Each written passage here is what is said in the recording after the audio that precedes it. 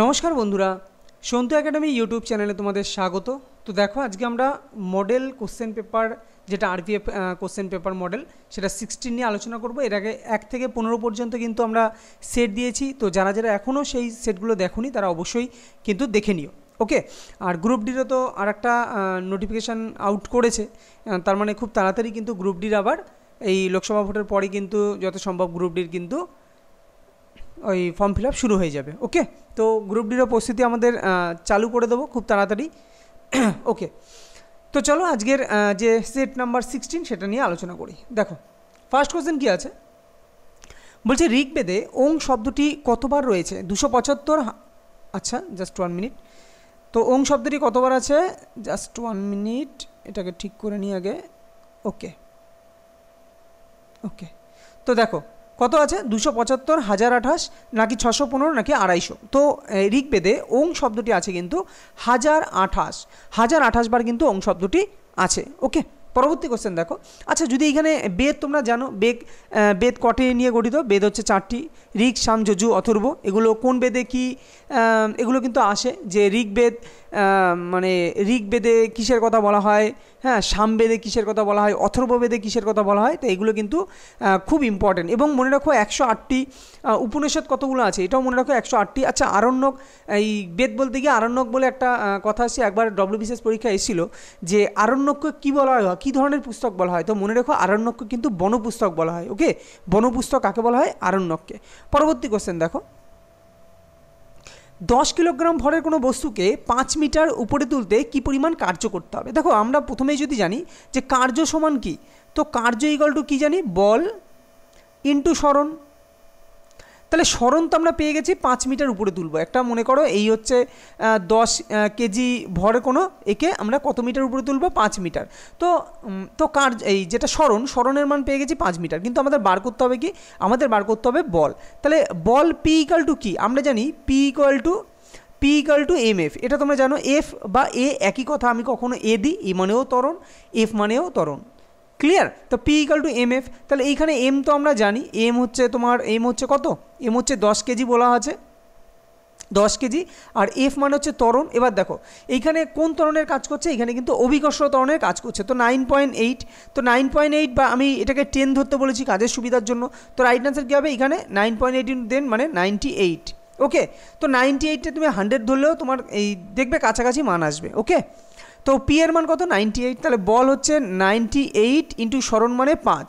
তো 5 8 40, 5 8 40, হাতে থাকলো আমার 4, 5 9 45, 46 47 48 49, তো 490 জুল। এবার ধরো আমি এখানে 100 ধরলাম, আমি তোমাকে বোঝাচ্ছি এটা। ধরো 9.8টাকে আমি পয়েন্টে যদি এখানে 10 না থাকতো, অন্য কিছু 10 কেজির জায়গায় যদি 25 কেজি বা 39 কেজি থাকতো, তাহলে কী হতো, ক্যালকুলেশনটা একটু টাফ হতো কি না?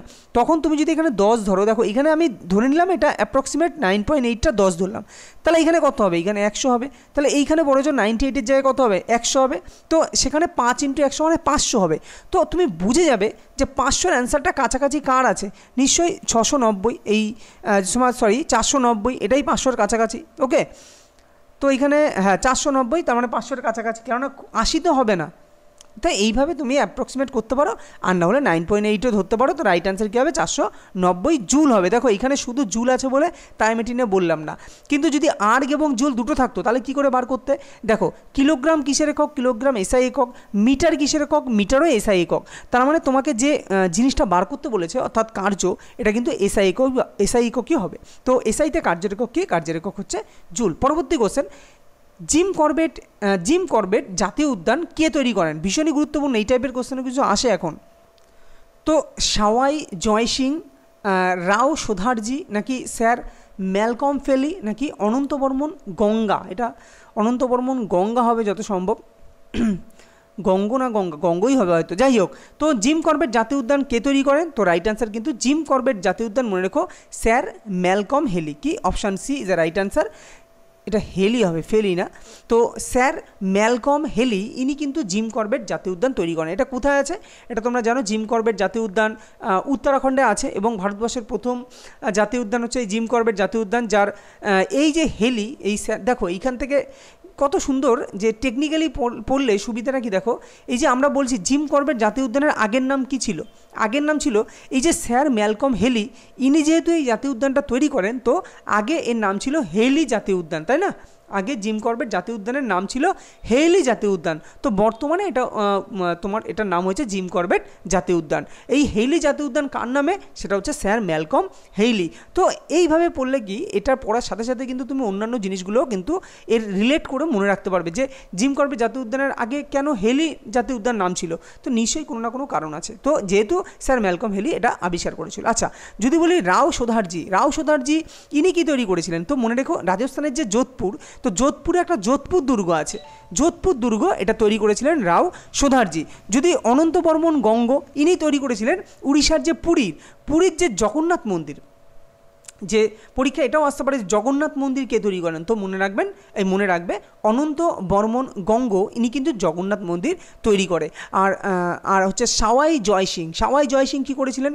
যন্তর মন্তর তৈরি করেছিলেন হচ্ছে সাওয়াই জয়সিং। তাহলে সাওয়াই জয়সিং হচ্ছে যন্তর মন্তর, দেখো জয় থেকে যন্তর মন্তর। রাও সোধারজি কী করেছিলেন? রাও সোধারজি যোধপুর দুর্গ যেটা রাজস্থানে আছে। স্যার ম্যালকম হেলি তো হেলি ন্যাশনাল পার্ক যেটা হচ্ছে জিম করবেট জাতীয় উদ্যান যার বর্তমান নাম। এবং অনন্ত বর্মন গঙ্গ ইনি কিন্তু কি তৈরি করেছিলেন? তিনি জগন্নাথ মন্দির। অনন্ত বর্মন গঙ্গ থেকে জগন্নাথ, ওকে, তিনি উড়িষ্যার পুরীর যে জগন্নাথ মন্দির সেটা তৈরি করেছিলেন। পরবর্তী কোশ্চেন দেখো, বুদ্ধদেব শেষ দীক্ষা কাকে দেয়? তাহলে কি বুদ্ধদেব শেষ দীক্ষা কাকে দেয়? অশোক, মহামায়া, সুভদ্রা নাকি কোন্ডনা? তো রাইট অ্যান্সার কী হবে? রাইট অ্যান্সার তিনি কিন্তু শেষ দীক্ষা দিয়েছিলেন সুভদ্রাকে। ক্লিয়ার? খুব দারুণ কোশ্চেন এই কোশ্চেনটা। এই টাইপের কোশ্চেন কিন্তু এমটিএস, হ্যাঁ, সিএইচএসএল, তারপরে ডব্লিউবিসিএস, পিএসসি, এমনকি রেলেও কিন্তু এইসব কোশ্চেন দেয়। তো বুদ্ধদেব শেষ দীক্ষা কাকে দেয়? তিনি কিন্তু সুভদ্রাকে শেষ দীক্ষা দিয়েছিলেন। তো কোথায় দিয়েছিলেন? দেখো তোমার বুদ্ধদেব শেষ যে ধর্ম সংকলন হয়েছিল, শেষ সভা, তো শেষ সভাটা কোথায় হয়েছিল? শেষ সভা তো হয়েছিল তোমার কোথায় হয়েছিল? এই খাইবার পাখতুনে, তাই না, যেটা কাশ্মীরে। কিন্তু কাশ্মীর না, আমি যেটা হচ্ছে সুভদ্রা এটা দিয়েছিল যত সম্ভব দ্বিতীয় সভা যেটা হয়েছিল বৈশালীতে, তাই না? বৈশালীতে দ্বিতীয় সভা হয়েছিল প্রথম। এবং তোমাদের এটা মনে রেখেছিলাম যে কীভাবে মনে রাখতে বলেছিলাম যে রাজার শালি পাটালি খায়। তো রাজা মানে রাজগৃহ, শালি মানে বৈশালী, পাটালি মানে পাটলিপুত্র, খাই মানে খাইবার পাখতুন যেটা কাশ্মীরে আছে। তো এরকম আমি কিন্তু টেকনিক্যালি তোমাদের কিন্তু বুঝিয়েছি এর আগের বিভিন্ন ভিডিওতে। তো যারা এখন ওটা দেখোনি তারা অবশ্যই দেখে নিও। ক্লিয়ার? ওকে। আর এইখানে যদি বলি যে এখানে আরও অনেক কিছু বলা আছে, এগুলো ডিটেলসে কিন্তু বলা আছে আগের কোনো ভিডিওতে, তো আমি বারবার আর বলবো না। এখানে একটা জিনিস বলে নিই, গৌতম বুদ্ধের যে তোমার গৃহত্যাগ সেটাকে বলা হয় কি মহাভিনিষ্ক্রম, এবং তিনি যে উপদেশ দেন, প্রথম উপদেশ তাকে কি বলা হয়? ধর্মচক্র প্রবর্তন বা নিয়মের চাকার প্রবর্তন। তো এগুলো কিন্তু বারবার পরীক্ষায় এসছে, এই কারণে এগুলো টুকটাক বলে দিচ্ছি। কততম সংবিধান সংশোধনীর মাধ্যমে উচ্চবর্ণের আর্থিকভাবে পিছিয়ে পড়া লোকেদের জন্য 10% রিজার্ভেশনের ব্যবস্থা করেছেন ভারত সরকার? এটা তোমরা জানো, ভারত সরকার বর্তমান যে আমাদের প্রধানমন্ত্রী আছেন শ্রী নরেন্দ্র মোদী, তিনি কিন্তু যে সমস্ত উচ্চবর্ণের মানুষই তো আর মানে ধনী পরিবারের মানুষ তা তো না, তাদের জন্য কিন্তু 10% রিজার্ভেশন সংস্থা করেছেন। সেটা হচ্ছে EWS সার্টিফিকেট, যেটা তোমরা জানো। তো এটা কততম সংবিধান সংশোধনী? 101, 103 নাকি 102 না 100তম? তো রাইট অ্যান্সার কী হবে?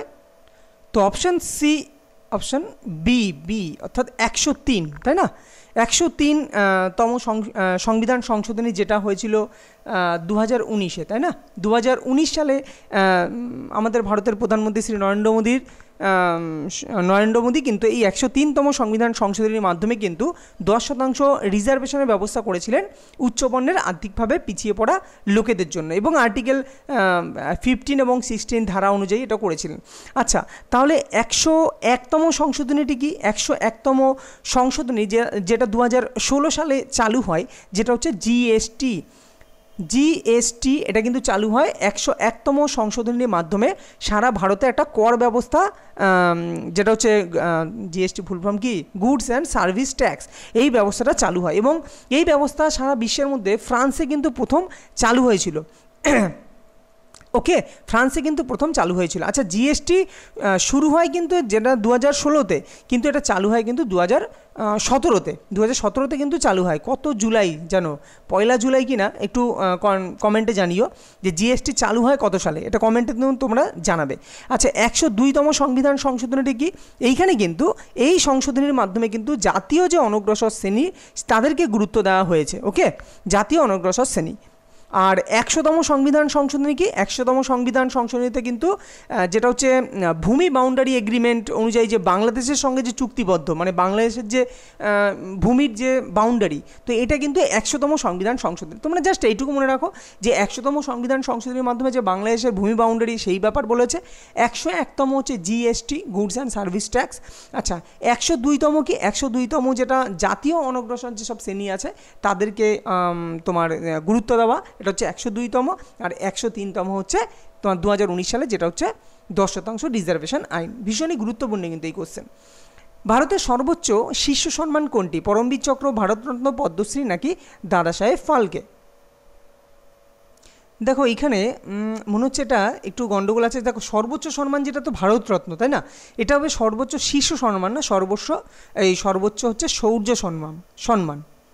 ওকে, এটা কি? শৌর্য সম্মান হবে। তবে এটা তোমার সর্বোচ্চ শৌর্য সম্মান যেটা হচ্ছে পরমবীর চক্র হচ্ছে সর্বোচ্চ শৌর্য সম্মান।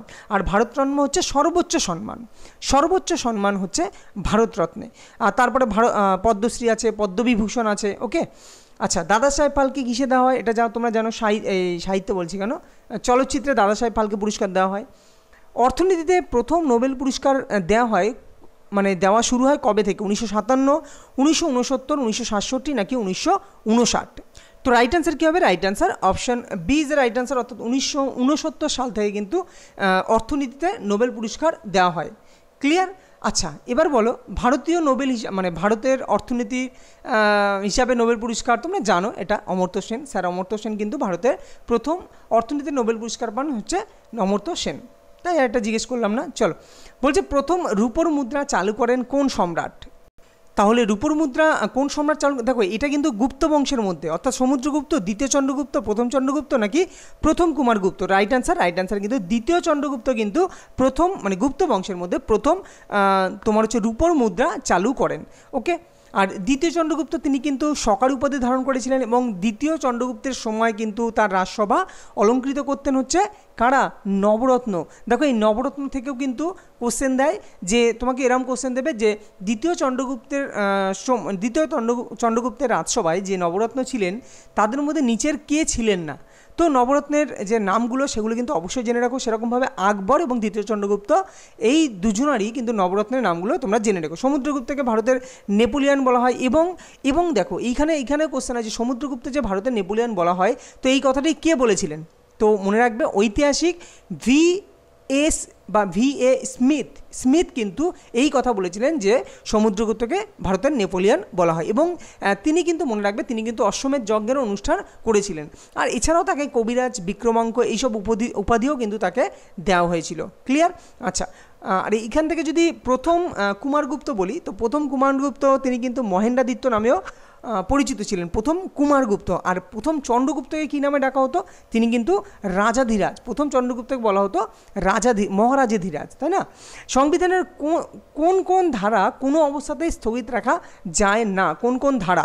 বলছে 14, 15, 16, 17, 20, 21 নাকি 29, 30? তো রাইট অ্যান্সার 20, 21 এই দুটো ধারাকে কোনো অবস্থাতেই স্থগিত রাখা যাবে না। দেখো, ধারা নিয়ে, মৌলিক অধিকার নিয়ে কিন্তু এর আগে অনেকবার বলেছি। যারা এখনও আগের ভিডিও দেখোনি তারা অবশ্যই আগের ভিডিও কিন্তু দেখে নিও। চলো, পরবর্তী কোশ্চেন কী আছে? বলছে কন্টিনেন্টাল ড্রিফট থিওরি কে আবিষ্কার করেন? ফেরেল, আলফ্রেড ওয়েগনার, কোপার্নিকাস নাকি আইনস্টাইন? তো রাইট অ্যান্সার কী হবে? Right answer option B is the right answer, অর্থাৎ আলফ্রেড ওয়েগনার ইনি কিন্তু কন্টিনেন্টাল ড্রিফট থিওরি কিন্তু আবিষ্কার করেন। দেখো এটা কী জিনিস, এই যে কন্টিনেন্টাল ড্রিফট থিওরি, এটা যে ওয়েগনার বলেছিলেন, তিনি তত্ত্ব দিয়েছিলেন যে প্রায় 280 মিলিয়ন বছর আগে, মানে অনেক বছর আগে পৃথিবীর স্থলভাগ মিলে, পৃথিবীর সমস্ত স্থলভাগ, যত স্থলভাগ আছে তো সমস্ত স্থলভাগ মিলে একটি বৃহৎ মহাদেশ গঠিত হয়েছিল, আর যাকে বলা হতো প্যানজিয়া। তো প্যানজিয়াও দিতে পারে, প্যানজিয়াটা কি? তো প্যানজিয়া হচ্ছে আসলে পৃথিবীর যত স্থলতম জায়গা আছে, তো পুরো স্থলভাগ নিয়ে যে জায়গা গঠিত বা যে মহাদেশ গঠিত সেটাকেই বলা হয় প্যানজিয়া। ক্লিয়ার? আর সম্পূর্ণ জলভাগ মিলে যেটা গঠিত হয় তার নাম হচ্ছে পানথানাসিয়া। কি বললাম? পানথানাসিয়া, যেটা হচ্ছে জলভাগ, পানথানাসিয়া, আর স্থলভাগ হচ্ছে তোমার প্যানজিয়া। তো এগুলো আসতে পারে প্যান জি অন্তঃস্থ আকার, নিয়োজয় হচ্ছে অন্তঃস্থ আকার, প্যানজিয়া। ক্লিয়ার? চলো পরবর্তী কোশ্চেন দেখো। বলছে গিয়াসউদ্দিনের সময় মঙ্গলরা কতবার ভারত আক্রমণ করে? 17, 20, 25, 29। তো রাইট অ্যান্সার কী হবে? Right answer option number D, অর্থাৎ 29 বার কিন্তু এই গিয়াসউদ্দিনের সময় কিন্তু মঙ্গলরা ভারত আক্রমণ করে। পরবর্তী কোশ্চেন, কোন সালে ভারত সরকার অশোক স্তম্ভকে জাতীয় প্রতীক হিসাবে গ্রহণ করেছিল? ভীষণ গুরুত্বপূর্ণ কোশ্চেন। অশোক স্তম্ভকে জাতীয় প্রতীক হিসাবে গ্রহণ করেছিল কোন সালে? 1950-এর 26শে জানুয়ারি, 1947-এর 22শে জুলাই। দেখো এই ডেটগুলো যখনই দেখবে না তখনই তোমার মাথায় স্ট্রাইক করা উচিত। এটা কি? পতাকা নিয়েছিল, পতাকা, কেন ত্রিবর্ণ রঞ্জিত যে পতাকা নেওয়া হয়েছিল সেটা 1947 সালের 22শে জুলাই। 1950-এর 15ই মার্চ, আচ্ছা 1950-এর 15ই মার্চ যদি বলি তাহলে কি হয়েছিল? সেটা হয়েছিল তোমার পঞ্চবার্ষিকী পরিকল্পনার যে ডেটটা, সেটা 1950-এর 15ই মার্চ, যেটা প্রতিষ্ঠা। আর 1949-এর 26শে নভেম্বর। 1949-এর 26শে নভেম্বর কী হয়েছিল তোমরা জানো? সংবিধান গৃহীত হয়েছিল। আর সংবিধান কার্যকর হয়েছিল কি? 1950-এর তোমার 26শে জানুয়ারি সংবিধান কার্যকর হয়। হ্যাঁ, 26শে জানুয়ারি, কারণ 23শে জানুয়ারি নেতাজি সুভাষচন্দ্রের জন্মদিন, আর 26শে জানুয়ারি কিন্তু কার্যকর হয়। তাহলে এইভাবে কিন্তু তুমি ক্যান্সেল আউট করতে পারো কোশ্চেনের কোনটা রাইট অ্যান্সার হতে পারে। তো রাইট অ্যান্সার কী হবে? রাইট অ্যান্সার এটা তো বললাম পঞ্চবার্ষিকী পরিকল্পনা প্রতিষ্ঠা, যে প্ল্যানিং কমিশনের। এটা কি? এটা 26শে নভেম্বর কী হয়েছিল? সংবিধান ডে, এই দিন সংবিধান গৃহীত হয়েছিল, এখানে সংবিধান ডে হিসাবে 26শে নভেম্বর পালন করা হয়। তাহলে পড়ে আছে কি? 1950-এর 26শে জানুয়ারি। এই দিনই কিন্তু তোমার যেহেতু সংবিধান কার্যকর হয় এবং অশোক স্তম্ভকে জাতীয় প্রতীক হিসাবে গ্রহণ করা হয়েছিল 1950-এর 26শে জানুয়ারি। ওকে, চলো পরবর্তী কোশ্চেন। এবং 26শে জানুয়ারি এই দিনটাতে কিন্তু সংবিধান কার্যকর হয়েছিল। পরবর্তী কোশ্চেন, কোন বায়ুকে কি স্লো ইটার বলা হয়? কোন বায়ুকে? খামসিন, মিস্ট্রাল, চিনুক, সিরোক্কো। তো right answer option number C, এই চিনুক বায়ুকে, চিনুক একটা তোমার এটা স্থানীয় বায়ু এটা যত সম্ভব। তো চিনুক এই যে বায়ুকে, এই বায়ু প্রবাহকে বলা হয় স্লো ইটার। অ্যাকচুয়ালি কি? এটা একটা পার্বত্য অঞ্চলের গরম ও শুষ্ক বায়ু। ক্লিয়ার? গরম আর শুষ্ক একটা হাওয়া হয়, এই হাওয়াটাকে বলা হয় স্লো ইটার। ক্লিয়ার? তাহলে স্লো ইটার কোথাকার? এগুলো কিন্তু দেখো, এগুলো মুখস্থ ছাড়া কোনো গতি নেই, তোমাকে মুখস্থই রাখতে হবে। এবার তুমি যদি মনে করো মুখস্থ রাখবে, সম্ভব না। তোমাকে যত প্র্যাকটিস সেট করবে তত এগুলো শুনতে মুখস্থ থাকবে। তাহলে স্লো ইটার এটা হচ্ছে পার্বত্য অঞ্চলের একটা বায়ুপ্রবাহ, যেটা হচ্ছে গরম ও শুষ্ক, এটাকেই বলা হয় চিনুক। যদি বলি খামসিন এগুলো হচ্ছে মিশরের গরম ও শুষ্ক আবহাওয়া। মিশরের গরম ও শুষ্ক আবহাওয়া হচ্ছে খামসিন। এবং মিস্ট্রাল কি? আল্পস পর্বত থেকে ফ্রান্স পর্যন্ত বয়ে যাওয়া খুব ঠান্ডা বায়ু, কেননা ফ্রান্সের দিকে কি ঠান্ডা। তো এইভাবে তুমি মনে রাখতে পারো মিস্ট্রাল কি? ঠান্ডা বায়ু, এটা আল্পস পর্বত থেকে ফ্রান্স পর্যন্ত বয়ে যাওয়া ঠান্ডা বায়ু। আর সিরোক্কো কি? সিরোক্কো হচ্ছে সাহারা যে মরুভূমি, তো সেইখান থেকে ভূমধ্যসাগর পর্যন্ত বয়ে যাওয়া গরম ও আর্দ্র, কেন মরুভূমির মধ্যে দিয়ে গরম বায়ু এবং আর্দ্র বায়ু বয়ে যাবে। তো সিরোক্কো হচ্ছে তোমার সাহারা মরুভূমি থেকে ভূমধ্যসাগরের দিকে বয়ে যাওয়া গরম ও আর্দ্র বায়ু। পরবর্তী কোশ্চেন দেখো, নিম্নলিখিত কোনটি কর কাঠামো সংক্রান্ত committee? Tarapur committee, Abid Hossain committee, এটা কমিটি হবে, আবিদ হোসেন কমিটি। ওকে, কমিটি। আচ্ছা, নরসিংহম কমিটি নাকি কেলকার কমিটি? তো রাইট অ্যান্সার কী হবে? Right answer option number D, অর্থাৎ কেলকার কমিটি হচ্ছে এটা একটা কর কাঠামো সংক্রান্ত কমিটি, হচ্ছে কেলকার কমিটি। পরবর্তী কোশ্চেন দেখো, আঙুরের আয়তন কি বলছে? আঙুরের আয়তন বাড়াতে কোন হরমোন স্প্রে করা হয়? ডরমিন, জিব্রেলিন, GA3 নাকি IPA? তো right answer option number C, মনে রাখবে GA3 একটা হরমোন আছে। ওকে, এগুলো আঙুরের আয়তন বাড়াতে কিন্তু এই হরমোনটা স্প্রে করা হয়, এটা হচ্ছে GA3। পরবর্তী কোশ্চেন দেখো, নিচের কোন ব্যক্তিকে কিং অফ স্পিন বলা হয়? সচিন তেন্ডুলকর, মিলখা সিং, শেন ওয়ার্ন নাকি রিকি পন্টিং? তো আশা করি সবাই শুনে থাকবে যে শেন ওয়ার্নকে কী বলা হয়? শেন ওয়ার্নকে বলা হয় কিং অফ স্পিন, তিনি এত স্পিনার বল করতেন না, সুপার। এই শেন ওয়ার্ন হচ্ছে কিং অফ স্পিন, তাকে বলা হয় কিং অফ স্পিন। আচ্ছা, যদি বলি সচিন তেন্ডুলকর, তোমরা সবাই জানো সচিন তেন্ডুলকর কী বলা হয়, লিটল মাস্টার। এবং মিলখা সিং এনাকে বলা হয় উড়ন্ত শিখ, তাই না? উড়ন্ত শিখ কাকে বলা হয়? মিলখা সিং বা ফ্লাইং শিখ মিলখা সিং। এবং রিকি পন্টিং, ইনি কিন্তু এই রিকি পন্টিং যত সম্ভব একে পন্টার বলা হয়, তাই না? রিকি পন্টিংকে বলা হয় পন্টার। তাহলে সচিন তেন্ডুলকরকে তোমরা জানো, সচিন তেন্ডুলকর এটা তো মনেই থাকবে, লিটল মাস্টার। মিলখা সিং এটাও মনে থাকবে, উড়ন্ত শিখ। শেন ওয়ার্নকে কী বলা হয়? King of spin. আর রিকি পন্টিংকে বলা হয় পন্টার। পরবর্তী কোশ্চেন দেখো, বলছে সংবিধানে গিলেটিন শব্দের মানে কি? একটা গিলেটিন, বিভিন্ন ওয়ার্ড আছে, গিলেটিন, হ্যাঁ, তারপর হচ্ছে ভেটো, তারপর হচ্ছে তোমার আরও অনেক আছে, আরও যেমন এই মুহূর্তে আসছে না, স্পোর্টেম, এই যে ওয়ার্ডগুলো, এই ওয়ার্ডগুলো মানে কি? তো বলছে লোকসভার কোনো কক্ষে কোনো নির্দিষ্ট বিষয়ের পক্ষে বিপক্ষে ভোটদান করার জন্য রাজনৈতিক দল উক্ত কক্ষে তার সদস্যদের জন্য নির্দেশিকা দেয়। তো দেখো, এটার আমি অ্যান্সারটা বলে দিই, এটা তোমরা মনে রেখো। অ্যান্সার হচ্ছে অপশান সি, অর্থাৎ সময়ের অভাবে কোনো যখন কোনো বরাদ্দের দাবিতে সংশ্লিষ্ট কক্ষে আলোচনার না হলেও ভোটাভুটি হয়, মানে সময় নেই, সময়ের অভাবে কোনো একটা বরাদ্দ করা হয়েছে, মানে কোনো একটা জিনিস বলা হয়েছে, সেটার আলোচনা করার সময় নেই, তো তখন যে ভোটাভুটি হয়, ভোটাভুটির মাধ্যমে সেটা পাস করা হয়, সেটাকে বলা হয় গিলেটিন। তো ভীষণই গুরুত্বপূর্ণ। তো মনে রাখবে, সময়ের অভাবে কোনো আলোচনা যদি কোনো একটা কিছু সংস্থা, খুব গুরুত্বপূর্ণ দামি জিনিস, সেটা যদি তোমার আলোচনা না হয়ে ভোটাভুটি করা হয়, তখন তাকে বলা হয় গিলেটিন। পরবর্তী কোশ্চেন দেখো, ভারতের নতুন সংসদ ভবনের ডিজাইন কে করেছেন? ভীষণ গুরুত্বপূর্ণ এই রিসেন্ট এই ঘটনা, এই সংসদ ভবন থেকে এর পরবর্তীতে যে কোনো পরীক্ষা কিন্তু কোশ্চেন আসবে। তো অমিত কুমার, ডক্টর বিমল প্যাটেল, গৌতম শ্রীধর নাকি গৌরব গিল? তো রাইট অ্যান্সার কী হবে? Right answer option number B is the right answer, অর্থাৎ ডক্টর বিমল প্যাটেল, ইনি কিন্তু এই নতুন সংসদ ভবন এর ডিজাইন কিন্তু করেছেন ডক্টর বিমল প্যাটেল। ওকে, তো এর সম্বন্ধে আরও কিন্তু কোথায় সংসদ ভবনটা, নতুন সংসদ ভবন কোথায় হয়েছে, হ্যাঁ, এর কি আরও কোন কোম্পানি এর দায়িত্ব নিয়েছে, তো এগুলো কিন্তু অবশ্যই তোমরা দেখে রেখো। কাকে হাইওয়ে অফ ইন্ডিয়া নামে ডাকা হয়? পানামা খাল, সুয়েজ খাল, কিয়েল খাল নাকি গ্র্যান্ড খাল? তো রাইট অ্যান্সার কী হবে? রাইট অ্যান্সার অপশান বি, অর্থাৎ সুয়েজ খালকে কিন্তু বলা হয় তোমার হাইওয়ে অফ ইন্ডিয়া। তো দেখো, এর সাথে এই সুয়েজ খাল কিন্তু কাকে কাকে যুক্ত করেছে, এটাও পরীক্ষায় আসে। সুয়েজ খাল কিন্তু ভূমধ্যসাগর ও লোহিত সাগরকে কিন্তু যুক্ত করেছে, ঠিক আছে? ভূমধ্যসাগর ও লোহিত সাগরকে যুক্ত করেছে কে? সুয়েজ খাল। এবং এটি কিন্তু ইউরোপ ও এশিয়ার মধ্যে জলপথকে সুগম করে, ঠিক আছে? ইউরোপ ও এশিয়ার। এর সাথে মনে রাখো কিয়েল খাল, এই যে কিয়েল খাল, এটা কিন্তু লন্ডন ও বাল্টিক যে বন্দর, যেটা উত্তর সাগরের সঙ্গে বাল্টিক সাগরের যে সংযোগ রক্ষাকারী খাল হচ্ছে তোমার কিয়েল খাল। এবং পানামা খাল, পানামা খাল কিন্তু এটাও ভীষণ গুরুত্বপূর্ণ, খুব আসে, যেটা হচ্ছে আটলান্টিক সাগরের সঙ্গে প্রশান্ত মহাসাগর। আটলান্টিক সাগরের সঙ্গে প্রশান্ত মহাসাগর হচ্ছে কি কিয়েল খাল। পানামা খাল কি? পানামা খাল হচ্ছে আটলান্টিক সাগরের সঙ্গে প্রশান্ত সাগর হচ্ছে পানামা খাল। দেখো, পানামা তো প্রশান্ত, এগুলো এইভাবে মনে রাখবে, পানামা তো প্রশান্ত, তো আটলান্টিক প্রশান্ত হচ্ছে পানামা খাল। সুয়েজ খাল কোনটা? ভূমধ্য লোহিত, যেটা হচ্ছে এশিয়া ও ইউরোপ, এর মধ্যে সুয়েজ খাল এশিয়া ও ইউরোপ। আর কিয়েল খাল হচ্ছে লন্ডক ও বাল্টিক যে সাগর, সেটা। ভারতের নির্বাচন কমিশনে কে সভাপতি হিসেবে কাজ করেন? মুখ্য নির্বাচন কমিশনার, লোকসভার স্পিকার নাকি কেন্দ্রীয় সরকার কর্তৃক নিযুক্ত বিশেষ নির্বাচন আধিকারিক নাকি সবচেয়ে অভিজ্ঞ নির্বাচন কমিশনার? তো রাইট অ্যান্সার অপশান এ, অর্থাৎ মুখ্য নির্বাচন কমিশনার কিন্তু ভারতের নির্বাচন কমিশনের সভাপতি করেন। এবং ভারতের প্রথম মুখ্য নির্বাচন কমিশনার কে? এটাও আসে পরীক্ষায়। এটা কত নং আর্টিকেলে নির্বাচন কমিশনের কথা বলা হয়েছে, এগুলো কিন্তু এর সাথে সাথে গুরুত্বপূর্ণ। এগুলো আগের ভিডিওতে আলোচনা করা হয়েছে, তো যারা এখনও আগের ভিডিও দেখোনি তারা কিন্তু এগুলো দেখে নিতে পারো। কালান্ডার কাকে বলা হয়? বাবর, হুমায়ুন, আকবর, জাহাঙ্গীর? তো রাইট অ্যান্সার কী হবে? Right answer option A is the right answer, অর্থাৎ বাবরকে কিন্তু কালান্ডার নামে ডাকা হয়। ওকে, এই দেখো, এইখানে আরও কিছু, যেমন আকবর দিন ই ইলাহি প্রথা চালু করেন কে? আকবর। আর জাহাঙ্গীর সম্বন্ধে একটা গুরুত্বপূর্ণ কোশ্চেন আসে, যেটা হচ্ছে কাকে ভারতে সমাধি দেওয়া হয়নি? তো জাহাঙ্গীরের সমাধি কিন্তু অ্যাকচুয়ালি পাকিস্তানে অবস্থিত। জাহাঙ্গীর না হুমায়ুনের,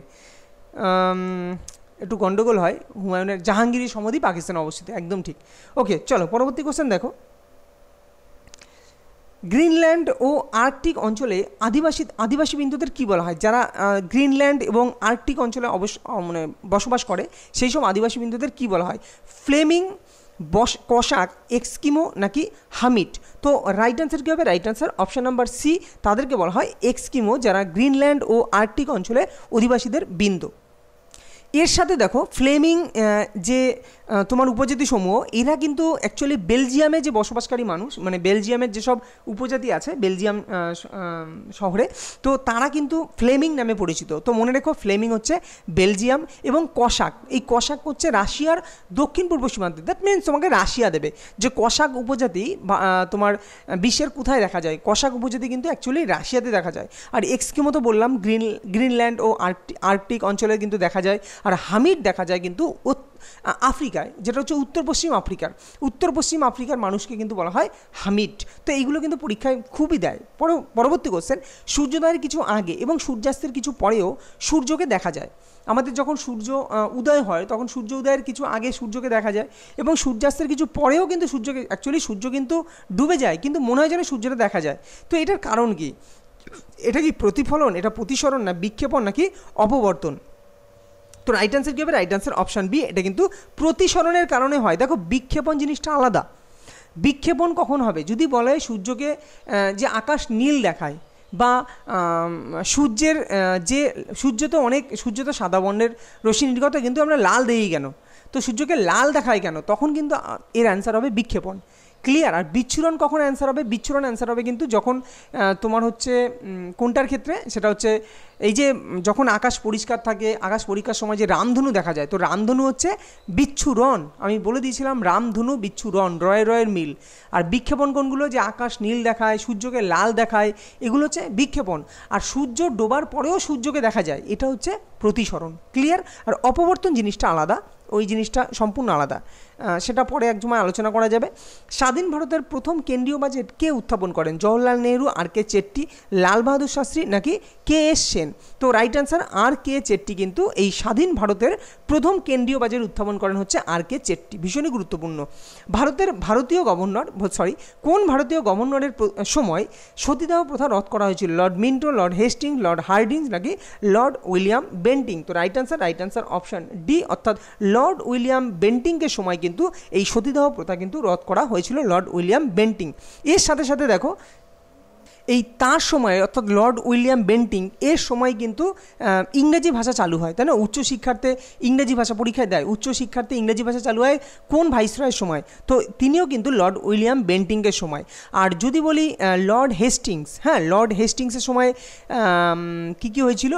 যেটা হচ্ছে সগৌলির চুক্তি, যেটা নেপাল আর ভারতের মধ্যে হয়েছিল, এই ইংরেজ আর নেপালের সাথে হয়েছিল সগৌলির চুক্তি। তো সেটা কিন্তু লর্ড হেস্টিংসের সময় হয়েছিল, এবং লর্ড হার্ডিঞ্জের সময়ে তেমন কিছু তো পাচ্ছি না, কিন্তু হয়েছিল, কম বেশি কিছু হয়েছিল। লর্ড ডালহৌসি যেমন সত্যবিলোপ নীতি হয়েছিল, সেটা নিয়ে তোমাদের আলোচনা করেছিলাম, সত্যবিলোপ নীতি জিনিসটা কি। ওকে, চলো। ভারতের বৃহত্তম পরিষ্কার জলের হ্রদ কোনটি? ইন্দ্রসাগর হ্রদ, চিল্কা হ্রদ, সম্বল হ্রদ, নাকি উলার হ্রদ? তো রাইট অ্যান্সার কি? রাইট অ্যান্সার জম্মু কাশ্মীরে অবস্থিত যে উলার হ্রদ, এই উলার হ্রদ কিন্তু তোমার ভারতের বৃহত্তম পরিষ্কার জলের হ্রদ কিন্তু উলার হ্রদ। ইন্দ্রসাগর হ্রদটা কি? ইন্দ্রসাগর হ্রদ হচ্ছে ভারতের বৃহত্তম মনুষ্য সৃষ্টি হ্রদ হচ্ছে ইন্দ্রসাগর হ্রদ, এবং এটি কিন্তু সর্দার সরোবর প্রকল্প, যেটা ওঙ্কারেশ্বর প্রকল্প এবং মাহেশ্বর প্রকল্প, এই তিনটি জলাধার হিসেবেও কিন্তু এই ইন্দ্রসাগর হ্রদ কিন্তু কাজ করে, এবং ভীষণ গুরুত্বপূর্ণ ইন্দ্রসাগর হ্রদ, মনে রাখবে। এটা হচ্ছে ভারতের বৃহত্তম মনুষ্য সৃষ্টি হ্রদ হচ্ছে ইন্দ্রসাগর হ্রদ। চিল্কা হ্রদ কোথায় আছে? চিল্কা হ্রদও কিন্তু আছে, এটা চিল্কা হ্রদ কোথায় আছে? চিল্কা হ্রদ উড়িষ্যায় আছে, তাই না? উড়িষ্যায় এটা হচ্ছে, দেখো উড়িষ্যায় কীভাবে মনে রাখবে? উড়িষ্যায় যেহেতু পুরী আছে, তাহলে পুরী কি? পুরী নোনা জল, তার মানে চিল্কা হ্রদ হচ্ছে, মনে রাখবে, ভারতের বৃহত্তম নোনা জলের হ্রদ, যেটা হচ্ছে উড়িষ্যায় অবস্থিত। এবং এটি সর্বোপরি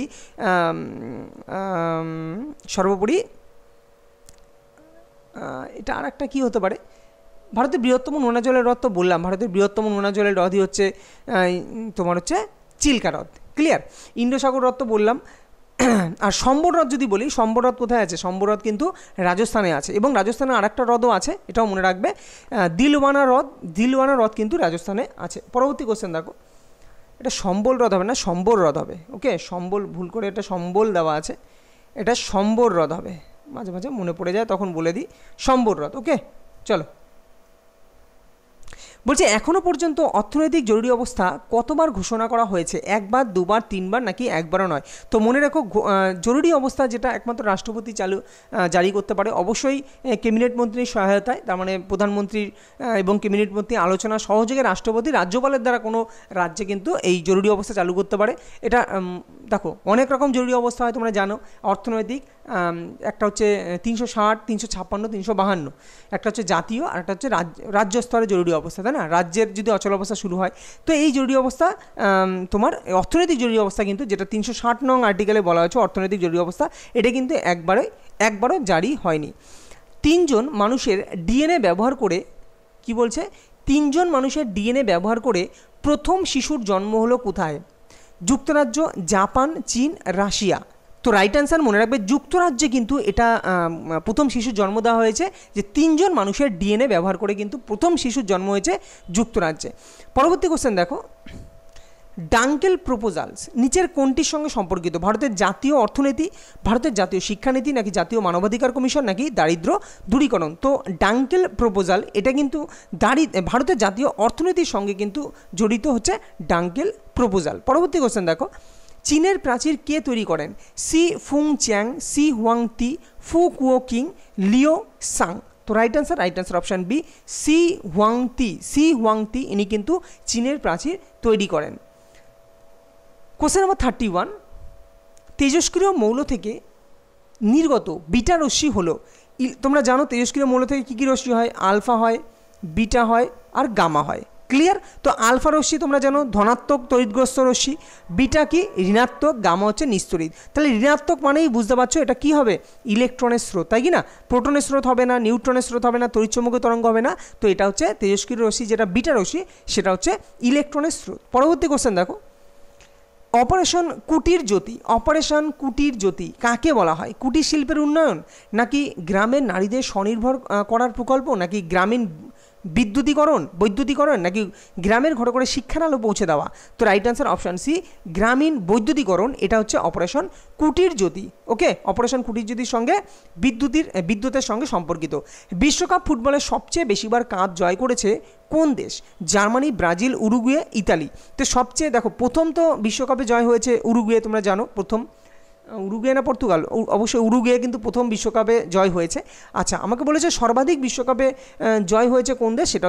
সেটা কিন্তু ব্রাজিল কিন্তু সর্বাধিক বিশ্বকাপ জয়ী, মানে রেকর্ড। ওকে, পরবর্তী কোশ্চেন দেখো, সম্প্রতি সমকামিতাকে বৈধ হিসাবে স্বীকৃতি দিল কোন দেশ? বাংলাদেশ, নেপাল, শ্রীলঙ্কা, মায়ানমার। দেখো সম্প্রতি এই যে ভারতের যে প্রতিবেশী রাষ্ট্র, এদের মধ্যে কোন দেশ সমকামিতাকে বৈধ হিসাবে স্বীকৃতি দিল? তো রাইট অ্যান্সার কী হবে? Right answer option C, Sri Lanka কিন্তু এই তোমার সমকামিতাকে বৈধ হিসাবে স্বীকৃতি দিল শ্রীলঙ্কা। ভীষণ গুরুত্বপূর্ণ এই কোশ্চেনটা। কোন কমিটির সুপারিশে 1976 সালের 42তম সংবিধান সংশোধনীর দ্বারা মৌলিক কর্তব্য যুক্ত করা হয়েছে? স্বর্ণ সিং কমিটি, শরণ সিং কমিটি, শিবরমন কমিটি, নাকি অশোক মেহতা কমিটি? তো রাইট অ্যান্সার হচ্ছে স্বর্ণ সিং কমিটির সুপারিশে কিন্তু 1976 সালের 42তম সংবিধান সংশোধনী এটা দ্বারা মৌলিক কর্তব্য যেটা যুক্ত করা হয়েছিল সেটা হচ্ছে স্বর্ণ সিং কমিটি। এই মৌলিক কর্তব্য কিন্তু আগে ছিল না, বুঝতেই পারছো, যখন সংবিধান এসেছে তখন কিন্তু মৌলিক কর্তব্য ছিল না, এটা যুক্ত করা হয়েছে। এবং মনে রেখো 1978 সালে আচ্ছা এই যে 42তম সংবিধান সংশোধনী দ্বারা কিন্তু আরেকটা জিনিসও যুক্ত করা হয়েছে, যেটা হচ্ছে ধর্মনিরপেক্ষতা, মানে প্রস্তাবনাকে একটু চেঞ্জ করা হয়েছিল। আর 1978 সালে 44তম সংবিধান সংশোধনীর মাধ্যমে কিন্তু যেটা হচ্ছে সম্পত্তির অধিকারকে কিন্তু মৌলিক অধিকার থেকে বাদ দেওয়া হয়েছে, এটাও কিন্তু ভীষণ গুরুত্বপূর্ণ। আর শিবরমন কমিটি কি, যে এই শিবরমন কমিটির সুপারিশে কী তৈরি হয়েছিল? নাবার্ড। তো নাবার্ড কিন্তু যারা আমার সাথে অনেক দিন ধরে যুক্ত আছো তারা এগুলো সব মুখস্থ হয়ে যাওয়ার কথা। অশোক মেহতা কমিটির সঙ্গে পঞ্চায়েতি রাজের কিন্তু জড়িত আছে অশোক মেহতা কমিটি। চলো পরবর্তী কোশ্চেন দেখো, www.com, গ্যাপটা অনেকটা বেশি দেওয়া হয়ে গেছে, www.com এর জনককে? ম্যাকটক, ভিন্টন জি ক্যাফে, রে টমিলসন, নাকি টিম বার্নার্সলি? তো রাইট অ্যান্সার কী হবে? Right answer option number D is a correct answer, অর্থাৎ টিম বার্নার্সলি কিন্তু এই www.com এর সাথে এর জনক, টিম বার্নার্সলি। কমনওয়েল, কি বললাম, কমনওয়েল পত্রিকার সম্পাদক কে? অ্যানি বেসান্ত, লালা লাজপত রায়, রামমোহন রায়, নাকি MK গান্ধী? তো রাইট অ্যান্সার অপশান এ, অর্থাৎ অ্যানি বেসান্ত কিন্তু কমনওয়েল পত্রিকার সম্পাদক। এবং এই অ্যানি বেসান্ত আর একটা পত্রিকার সম্পাদক, সেটা হচ্ছে নিউ ইন্ডিয়া, তাই না? ঠিক, নিউ ইন্ডিয়া যেটা পত্রিকা, নিউ ইন্ডিয়া পত্রিকার সম্পাদক কিন্তু অ্যানি বেসান্ত ছিলেন। যদি বলি লালা লাজপত রায়, তো ইনি পাঞ্জাবি পত্রিকার সম্পাদক ছিলেন লালা লাজপত রায়। আর রাজা রামমোহন রায়, যদি বলি রাজা রামমোহন রায়, তিনি কিন্তু সংবাদ কৌমুদি, তাই না, বাংলা ভাষায় যেটা সংবাদপত্র সেটা হচ্ছে সংবাদ কৌমুদি, ইনি রাজা রামমোহন রায় কিন্তু এর সাথে এর সম্পাদক ছিলেন। আর নবজীবন, ইয়ং ইন্ডিয়া, তারপর হচ্ছে হরিজন, এই সবই হচ্ছে এম.কে. গান্ধী, তাই না। নবজীবন, ইয়ং ইন্ডিয়া, হরিজন পত্রিকার সম্পাদক হচ্ছে এম.কে. গান্ধী। কোথায় মাইটোসিস কোষ বিভাজন দেখা যায়? দেহকোষ, জনন কোষ, প্রোফেজ দশায়, নাকি উপরের কোনোটিই নয়? তো মনে রাখবে মাইটোসিস কোষ বিভাজন দেখা যায় দেহকোষে, এবং যদি বলতো মিওসিস কোষ বিভাজন কোথায় দেখা যায়, তখন হতো জনন কোষে। ওকে, মাইটোসিস কোষ বিভাজন দেহকোষে এবং মিওসিস হচ্ছে জনন কোষে। তো এটা কিন্তু ভীষণ গুরুত্বপূর্ণ একটা সায়েন্সের কোশ্চেন। এবং এটাও মনে রেখো যে মাইটোসিস কোষ বিভাজনে কিন্তু সদৃশ বিভাজন বলা হয়। মাইটোসিস কোষ বিভাজনকে কী বিভাজন বলা হয়? সদৃশ বিভাজন। কেননা এইখান থেকে যদি এন সংখ্যক ক্রোমোজোম ভেঙে যায় তাহলে কিন্তু এনই তৈরি হয়, এই কারণে বলা হয় সদৃশ বিভাজন। কিন্তু যদি বলে মিওসিস কোষ বিভাজন, তাকে বলা হয় হ্রাস বিভাজন। কেননা সেখানে তোমার জনন কোষে ঘটে এবং জনন কোষে 2n সংখ্যক ক্রোমোজোম থাকে, সেইখান থেকে যেহেতু এন হয়ে যায়, মানে একটা হয়ে যায়, যেহেতু অর্ধেক হয়ে যায়, তাই এটাকে বলা হয় হ্রাস বিভাজন। তাই যদি পরীক্ষা আসে মিওসিস কোষ বিভাজনকে কী বিভাজন বলা হয়, তো মনে রাখবে এটা হ্রাস বিভাজন। মাইটোসিস হচ্ছে সদৃশ বিভাজন। মাইটোসিস কোথায় হয়? দেহকোষে। আর মিওসিস হয় তোমার জনন কোষে। পরবর্তী কোশ্চেন দেখো। আর প্রোফেজ যেটা দিয়েছি, যে প্রোফেজ তারপরে মেটাফেজ, এই যে দশাগুলো, এগুলো অ্যাকচুয়ালি তোমার কোথায় দেখা যায়? মিওসিস কোষ বিভাজনে কিন্তু প্রোফেজ, মেটাফেজ, টেলোফেজ, অ্যানাফেজ, এগুলো কিন্তু মিওসিসে দেখা যায়। পরবর্তী কোশ্চেন, বঙ্গোপসাগরে তৈরি হওয়া ঘূর্ণিঝড় মোচা, এই মোচার নামকরণ কে করেছে? বাংলাদেশ, ইন্দোনেশিয়া, ইয়েমেন, নাকি পাকিস্তান? তো রাইট অ্যান্সার অপশান সি, অর্থাৎ ইয়েমেন। কিন্তু এই যে তোমার বঙ্গোপসাগরে যে ঘূর্ণিঝড় মোচা হয়েছিল, যার নামকরণ করেছে মোচা, তা সেটা কে করেছে? সেটা হচ্ছে ইয়েমেন। পরবর্তী কোশ্চেন, স্মোক বোমা তৈরি করতে নিচের কোনটি ব্যবহার করা হয়? Sulphur, phosphorus, carbon, hydrogen? তো right answer option number B, অর্থাৎ ফসফরাস। কিন্তু স্মোক বোমা তৈরি করতে ফসফরাস ব্যবহার করা হয়। এবং এর সাথে কয়েকটা জিনিস মনে রাখো, ফসফরাস কিন্তু দুই প্রকার পাওয়া যায়। দুই প্রকার কি? তিন প্রকারও পাওয়া যায়। তো মেনলি রেড ফসফরাস, আর একটা হচ্ছে তোমার রেড ফসফরাস, আর একটা হোয়াইট ফসফরাস। কি বললাম? হোয়াইট ফসফরাস এবং ব্ল্যাক ফসফরাসও পাওয়া যায়। ওকে, তিন প্রকার ন্যাচারালি পাওয়া যায়। তো রেড ফসফরাস কিন্তু যদি বলা হয় দেশলাই বাক্সে কোন ফসফরাস ব্যবহার করা হয়, তখন কিন্তু অ্যান্সার হবে রেড ফসফরাস। ক্লিয়ার? দেশলাই বাক্সের যে দেশলাইয়ের যে বাক্সের মধ্যে যে লাল লাল লাল লাল তোমরা দেখো ঘনকাকার টাইপের করা হয়, তারপরে দেশলাইয়ের কাঠি আমরা ঘষি যেখানে, তো সেইটা কিন্তু অ্যাকচুয়ালি রেড ফসফরাস। আর যদি বলা হয় রেড ফসফরাস আর তোমার হোয়াইট ফসফরাসের মধ্যে কে বেশি সক্রিয়, মানে বিষাক্ত বা সক্রিয়, সে মনে রাখবে হোয়াইট ফসফরাস কিন্তু বেশি বিষাক্ত বা সেগুলো সক্রিয়, অর্থাৎ বায়ুতেই জ্বলে ওঠে। মৌমাছি রিসার্চ ইনস্টিটিউট কোথায় অবস্থিত? লখনৌ, বেঙ্গালুরু, পুনে, নাগপুর? তো রাইট অ্যান্সার মৌমাছি রিসার্চ ইনস্টিটিউট, এটা কিন্তু পুনেতে অবস্থিত। মহারাষ্ট্রের পুনেতে কিন্তু মৌমাছি রিসার্চ ইনস্টিটিউট অবস্থিত। পরবর্তী কোশ্চেন, সুভাষচন্দ্র বসু কবে ফরওয়ার্ড ব্লক গঠন করেছিলেন? 1920, 1939, 1940, নাকি 1941? তো right answer option number B, অর্থাৎ 1939 সালে কিন্তু সুভাষচন্দ্র বসু ফরওয়ার্ড ব্লক গঠন করেছিলেন। 1939 সালে। এগুলো কিন্তু সব সময় প্রত্যেকটা পরীক্ষার জন্য কিন্তু ভীষণ গুরুত্বপূর্ণ। পরবর্তী কোশ্চেন দেখো, একক নাগরিকত্ব কোন সংবিধান থেকে নেওয়া হয়েছে? ইংল্যান্ড, মার্কিন যুক্তরাষ্ট্র, সোভিয়েত রাশিয়া, নাকি অস্ট্রেলিয়া?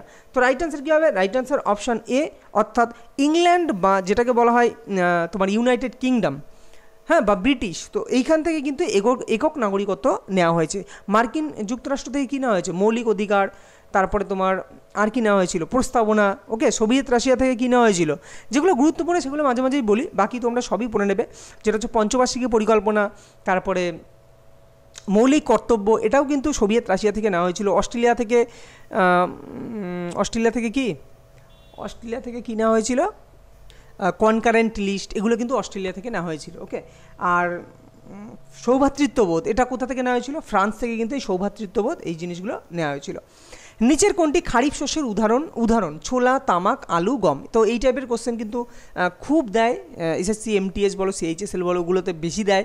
তো খারিফ শস্যের উদাহরণ কোনগুলো? তো খারিফ শস্য হচ্ছে কোনটা? অপশান নাম্বার বি, তামাক কিন্তু খারিফ শস্য, বাকি সব কি রবি শস্য। খারিফ শস্য মানে কি, রবি শস্য মানে কি, এগুলো কিন্তু আগের ভিডিওতে আমি ডিটেলসে বলেছি, তোমরা প্লিজ সেগুলো দেখে নিও, তাহলে দেখবে এগুলো সম্বন্ধে কোনো কনফিউশন থাকবে না। কখন খারিফ শস্যের চাষ হয়, কখন রবি শস্যের চাষ হয়, কখন তোলা হয়, মানে বোনা হয়, কখন তোলা হয়, কখন, এগুলো কিন্তু ডিটেলসে বলেছি এবং টেকনিক্যালি, সবথেকে বড় কথা, টেকনিক্যালি বুঝিয়ে দিয়েছি। নিচের কোনটি হ্যালোজেন মৌল? Magnesium, oxygen, chlorine, aluminium? তো হ্যালোজেন মৌল তোমরা জানো গ্রুপ 17 আছে, গ্রুপ 17 এবং সেখানে কটা হ্যালোজেন আছে? Fluorine, chlorine, fluorine, chlorine, bromine, bromine আর আয়োডিন, আয়োডিন এবং অ্যাস্টাটিনও আছে। তো মেনলি চারটে হ্যালোজেন মৌল, যেটা হচ্ছে ফ্লোরিন, ক্লোরিন, ব্রোমিন, আয়োডিন। তো তা ক্লোরিন অপশন নাম্বার সি, এটাকে বলা হয় হ্যালোজেন মৌল। ম্যাগনেশিয়াম কি, ম্যাগনেশিয়াম এটা হচ্ছে তোমার কি ধাতু, তাই না, গ্রুপ 2 এর মৌল, ক্ষারীয় মৃত্তিকা ধাতু। অ্যালুমিনিয়াম আলাদা, এটাও ধাতু। অক্সিজেন কি, অক্সিজেন গ্রুপ 16 আছে। এবং মনে রেখো এই অক্সিজেনকে বলা হয়, এটা খুব আসে, এই অক্সিজেনকে বলা হয় চ্যালকোজেন মৌল। কি বললাম?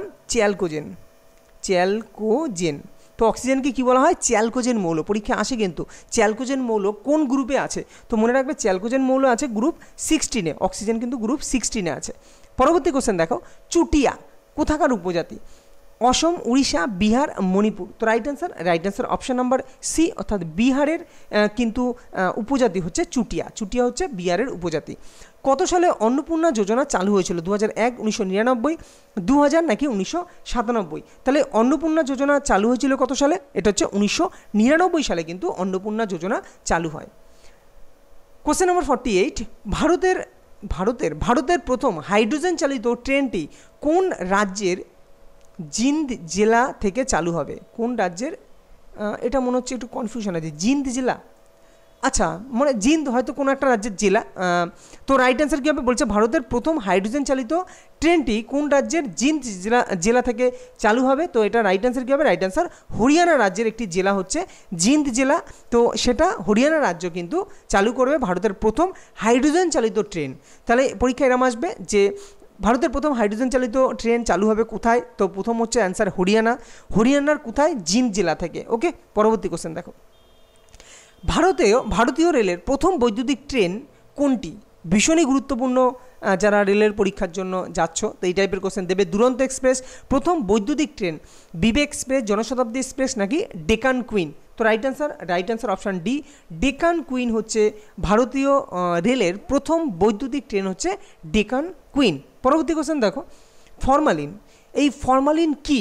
বলছে 4% অ্যাসিটিক অ্যাসিডের জলীয় দ্রবণ, নাকি 40% ফর্মালডিহাইডের জলীয় দ্রবণ, নাকি 50% ফর্মালডিহাইডের জলীয় দ্রবণ, নাকি 20% অ্যাসিটিক অ্যাসিডের জলীয় দ্রবণ? তো রাইট অ্যান্সার ফরমালিন হচ্ছে, মনে রাখবে 40% ফর্মালডিহাইডের জলীয় দ্রবণকে বলা হয় ফরমালিন। ওকে, দেখো কোনো বইয়ে 50% থাকে, তো ফরমালিন কিন্তু 40% জলীয় দ্রবণের 40% ফর্মালডিহাইডের জলীয় দ্রবণই কিন্তু ফরমালিন।